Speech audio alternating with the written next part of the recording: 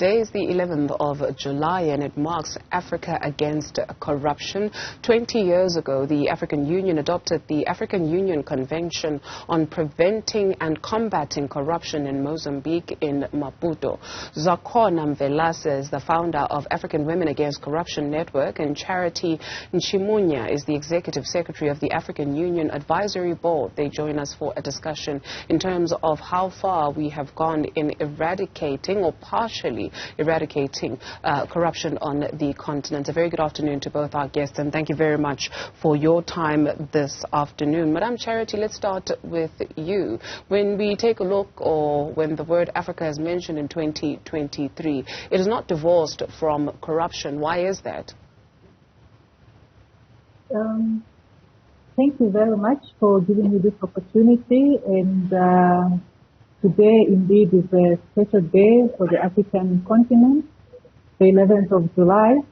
This is the day when the African Union Convention on Preventing and Combating Corruption was adopted by the Assembly of Heads of State in Maputo, Mozambique.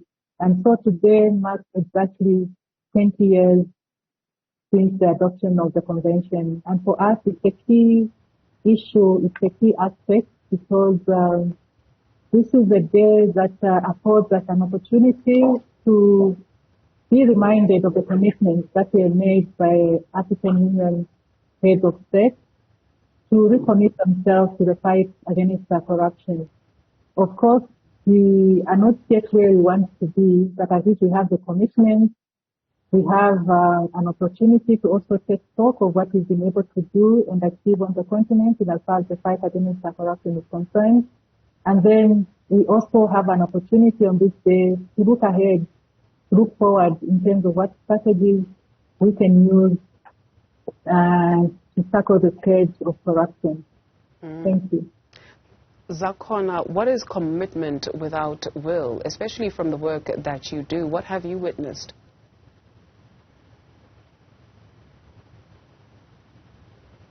Okay, unfortunately, it would appear.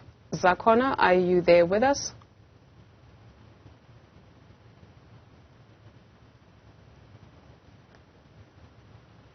Okay, Zakhona Mvelase, unfortunately, our connection is not that great. But Madam Charity, since we do have you on the line, you speak of the commitments that were made by some leaders on the continent. What is commitment without will? Because it would then appear that this commitment is made begrudgingly.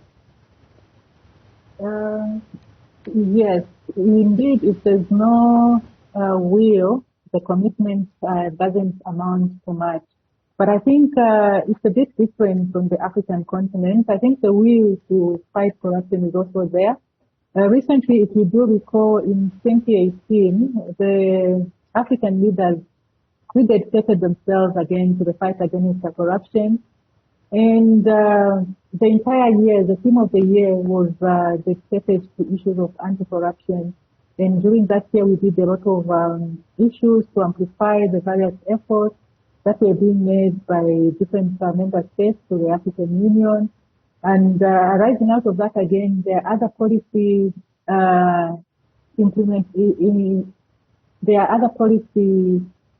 implications that arose out of that. For instance, we now have the Common African Position on Asset Recovery. It came out of that commitment to commit the entire year 2018 to issues of anti-corruption. So now, yes. Please finish your thought, ma'am.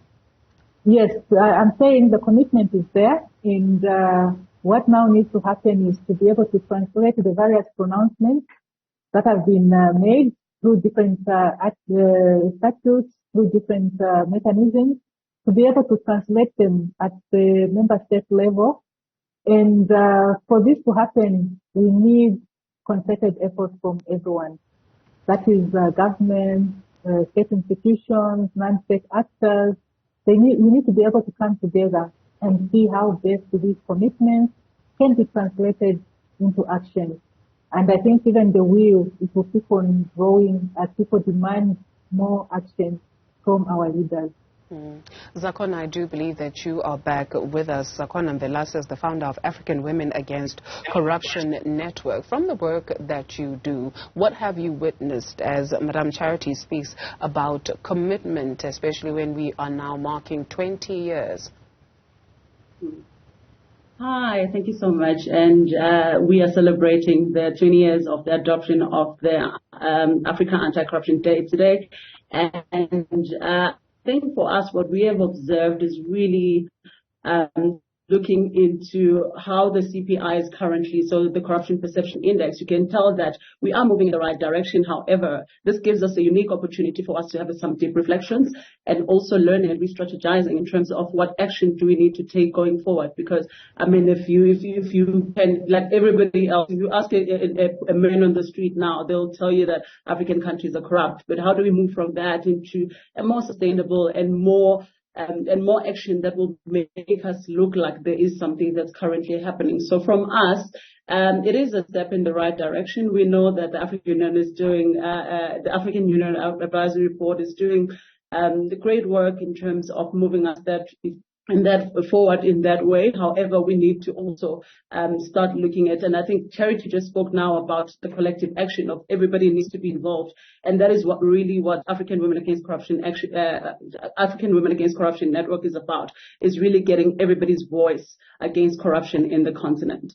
Because, Zakhona, leaders on the continent are not doing anything that leaders outside of the continent are not doing. The argument, though, or what people have observed from the continent is that it hits home more so when you take a look at the lack of development on the continent. And so when you speak of being forward-looking and coming up with ideas for the future, how do we avoid a situation where 20 years from now we're sitting with a continent that is bleeding but is not where it needs to be because it is bleeding through corruption?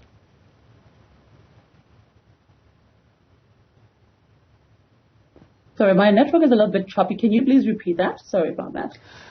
Leaders, no worries. Leaders on this continent are doing nothing that leaders outside of this continent are doing, or even more, some would argue. But it hits home because when you take a look at the lack of development or the consequences for people on the ground, how do we avoid a situation where 20 years from now, we're talking about marking 40 years, yet we have not moved the needle? So taking a look at the future, what then needs to be done?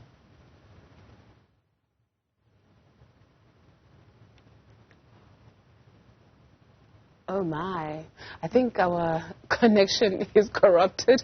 Madam Charity, you spoke of taking a look at the future. And so what does the future look like so that we're not sitting here 20 years from now, if we are still here, and talking about the same thing? Thank you very much. And maybe before I come to the question you posed to me, maybe I can try and attempt to answer the one you posed to my colleague. It's not that African leaders are not doing anything. I think that's not the right perspective from where I stand, or from where I sit.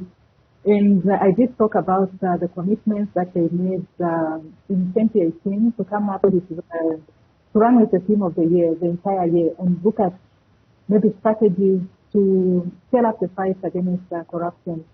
And even when you go to individual countries, there are certain leaders that have taken a very strong stance against corruption, and they want the best for their citizens.